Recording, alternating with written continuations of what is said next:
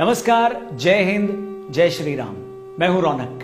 तकरीबन 500 साल के संघर्ष के बाद और सुप्रीम कोर्ट द्वारा पूरी संवैधानिक सुनवाई के बाद 5 अगस्त 2020 का वो दिन आया है जब सन 1528 से लगातार चल रहे इस संघर्ष में अयोध्या फिर से भगवान राम के आगमन की साक्षी बनने जा रही है। 500 साल का समय बहुत बड़ा होता है। न जाने कितनी पीढ़ियां इस सपने के लिए, इस संघर्ष को जीते हुए इस दुनिया से जा चुकी है।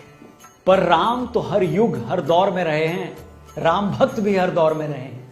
राम को बीजेपी का बताकर खुद को सेक्युलर बताने वाले क्या ये भूल गए हैं कि राम तो महर्षि वाल्मीकि के भी थे, राम तुलसीदास के भी थे, कबीर के राम थे, श्री गुरु नानक देव जी के राम थे, महर्षि अष्टावक्र के राम थे, महाकवि कालिदास के राम थे, मीरा के राम थे, महाकवि केशव दास के राम थे, महाप्राण निराला जी के राम थे, राष्ट्रकवि मैथिली शरण गुप्त के राम थे। यानी राम पूरी दुनिया है और ये दुनिया ही राम की है। दुनिया भर में लोग श्री राम को भगवान और अपना आराध्य मानते हैं। दुनिया के कई देशों में रामलीलाओं का मंचन होता है। हर देश में रामायण की प्रस्तुतियां और गाथा की एक अलग और अनूठी परंपरा है। पर दोस्तों, यह इतिहास का एक कड़वा सच है कि बर्बर विदेशी आक्रांताओं ने हमारे हजारों श्रद्धा, पुण्य और प्रेरणा केंद्रों को ध्वस्त करके, उन पर अटैक करके राष्ट्रीय स्वाभिमान को नष्ट करने का प्रयास किया था। क्योंकि उनको एक बात बिल्कुल क्लियर थी कि अगर किसी देश को, किसी राष्ट्र को खत्म करना है तो सबसे पहले उनकी आइडेंटिटी को, उनके कल्चरल वैल्यूज को खत्म किया जाए, उन पर आघात किया जाए। काशी विश्वनाथ मंदिर बनारस हो, श्री कृष्ण जन्मभूमि मथुरा हो, श्री राम जन्मभूमि अयोध्या हो या गुजरात का सोमनाथ मंदिर हो, ये सारे धार्मिक स्थल भारत की सांस्कृतिक प्रवाह धारा के आधार रहे हैं और इतिहास में बार बार इन पर हमला किया गया है। क्या आप इमेजिन कर सकते हो कि यहूदी लोग हिटलर को हीरो माने या अमेरिका के लोग ओसामा बिन लादेन को हीरो माने? नहीं ना। तो भारत का समाज उज्बेकिस्तान से आए हमलावरों को अपना आदर्श क्यों मानेगा? उनकी बनाई या उनके नाम पर बनाई किसी चीज को क्यों पूजेगा, मानेगा?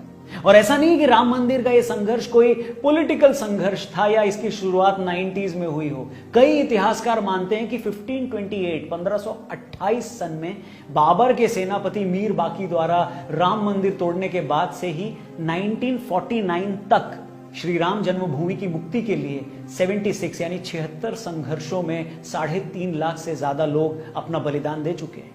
इसमें बाबर के काल में 4 बार, हुमायूं के काल में 10 बार, अकबर के काल में 20 बार, औरंगजेब के काल में 30 बार, अवध के नवाब सादत अली के काल में 5 बार और नवाब नासिरुद्दीन हैदर के काल में 3 बार संघर्ष हुआ। और भारतवासियों ने इतनी कुर्बानियां क्यों दी? क्योंकि भारत के लिए राम केवल पूजा के देव नहीं हैं, वे नेशनल प्राइड हैं, राष्ट्रीय गौरव, भारत भक्ति और मर्यादा के मानदंडों के अनुसार जीवन व्यवहार करने वाले राष्ट्र पुरुष हैं। दोस्तों, हिंदुओं के लिए अयोध्या का महत्व उतना ही है जितना मुसलमान भाइयों के लिए मक्का का है, ईसाई भाइयों के लिए वेटिकन का है या यहूदी भाइयों के लिए जेरूसलम का है। आज जब भूमि पूजन की तैयारी पूरी हो चुकी है, तब भी कुछ लोग इस निर्माण को रोकने में लगे हैं। कौन है ये लोग? कहां से आते हैं? और ये वही लोग हैं जो पहले ये कहते थे कि राम थे ही नहीं, काल्पनिक थे। फिर ये कहने लगे कि मंदिर वहां था ही नहीं। फिर ये कहने लगे कि वो वहां पैदा नहीं हुए थे। और जब ये सब क्लियर हो गया तो जिद कि बनाने नहीं देंगे। और जब लोगों ने कहा कि मंदिर वहीं बनाएंगे तो ताना मारने लगे कि भाई मंदिर तो वहीं बनाएंगे पर तारीख नहीं बताएंगे। और अब जब तारीख भी तय हो चुकी है तो कहते हैं कि अभी देश के लिए प्रायोरिटी नहीं है।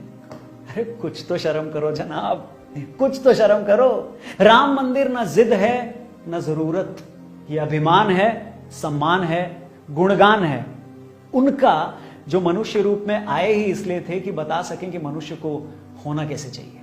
और एंड में मैं बस इतना कहना चाहूंगा कि तरस के साथ साथ मुझे शर्म भी आती है उन लोगों पर जो जय सिया राम और जय श्री राम सिर्फ इस वजह से नहीं कहते क्योंकि उनको लगता है कि एक पार्टी विशेष इस कैंपेन को चला रही है और जय श्री राम कहेंगे वो तो वो उनके विचारधारा से टैग कर दिए जाएंगे। तो उन लोगों से मैं यही कहूंगा कि हे सल्फेट शिरोमणि, राम तब भी थे जब वो पार्टी नहीं थी। राम तब भी थे जब आडवाणी और मोदी नहीं थे। राम तब भी थे जब तुम और हम नहीं थे।